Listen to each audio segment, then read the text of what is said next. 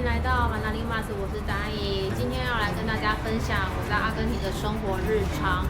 然后其实是从3月20号开始啊，就是总统宣布全国封城隔离以来，现在目前的天数已经超过了100天。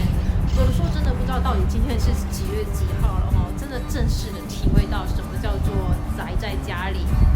那目前其实由全球的数据可以看得出来，确诊的人数大概是已经破了1000万。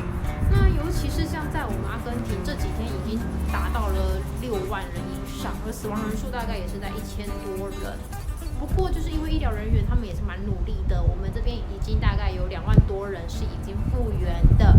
只是说像现在我们这个地方是冬天，非常的冷，然后有的时候半夜是到了零下哦。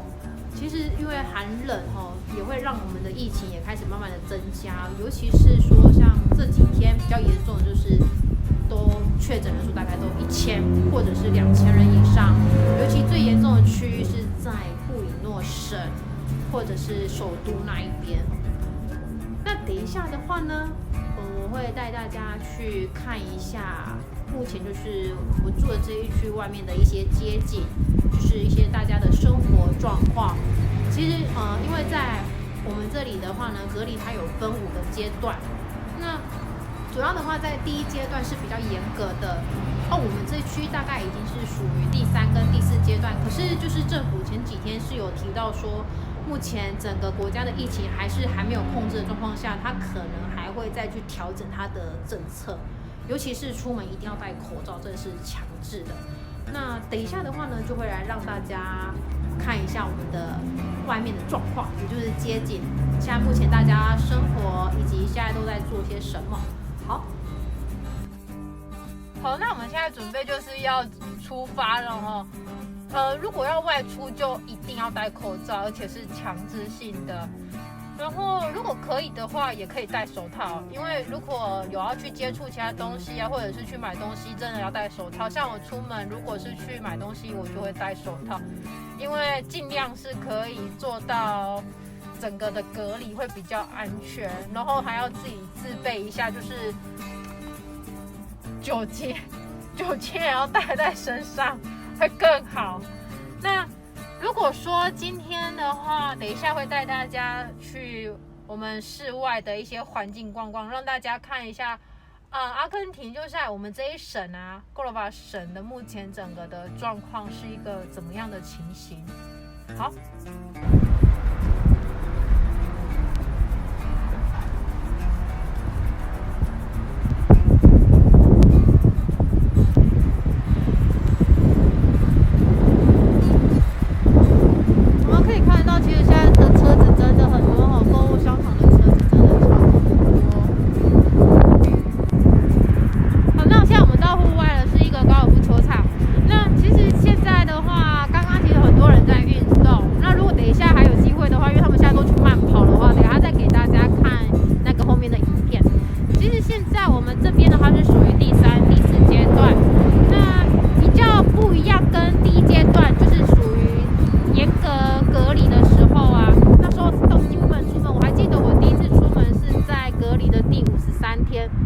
我到最远的地方就是我家隔壁的那一间 Chango Mart 那个超市去买东西那时候真的是觉得我真的好开心，终于可以出门了。因为平常都闷在家里，你真的会不知道要该怎么办。那今天能出门，我真的觉得超开心的。所以今天就跟大家来看一下现在外面的环境大概是什么样的一个状况。好，那现在慢跑的人已经回来了。接下来跟大家分享我朋友提供上周在市中心拍到的影片。其实路上行人不多，因为大家大部分都待在家里或者是在附近走动而已。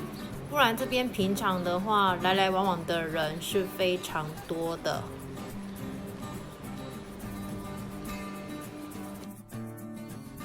另外在街上啊，其实只有少部分的店家有营业，大部分都是呈现那个关闭的状态。同样从隔离以来，已经有很多的店家倒闭关门了。那有报道是有提到说，比较受到严重影响的是餐饮业、服饰业还有鞋业。另外也找了朋友跟大家分享一下，他的学校学习状况。Hello， 大家好，我叫一文，我住在阿根廷，我今年就读大学2年级营养系。要来跟大家分享的就是我在这个居家隔离的感受，还有读书的方式和教功课的方式。好，我们第一个就是用 Google Meet 的这个软体，就是这个。每一个科目的老师都有自己私人的会议室，而我们必须要准时的上线到他们的课程里听他们上课。好，第二，关于老师出功课还有教功课的方式，就是我们大学的网页就是这样，这里有很多科系，我们必须要点进去。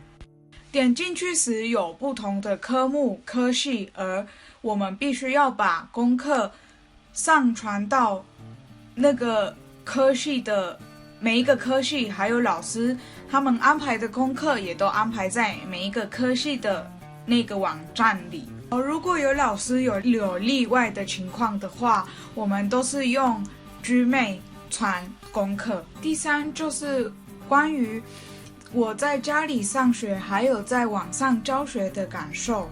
其实我个人来说，我比较喜欢去大学上课，因为跟老师比较亲近，而你有什么问题的时候可以直接问老师，而比较方便，而且老师他也比较容易回答你。但是在这个情况下，我们必须要突破这个困难，而大家努力而赶快恢复正常，可以去上学，而可以跟老师比较亲近，搞懂你所不懂的那一些问题，也是一种突破困难的一种方式，适应新的教学的方式。我今天很高兴可以跟大家分享我在家里上学的经验。再见，下次见。现在是希望说疫情能赶快受到控制，或者是平静下来，然后大家不管是在哪一个国家或者是地方，都能平平安安。现在真的能体会到什么叫做平安就是福。好，那我们今天分享的话就到这边，希望下一次再来跟大家分享新的生活经验。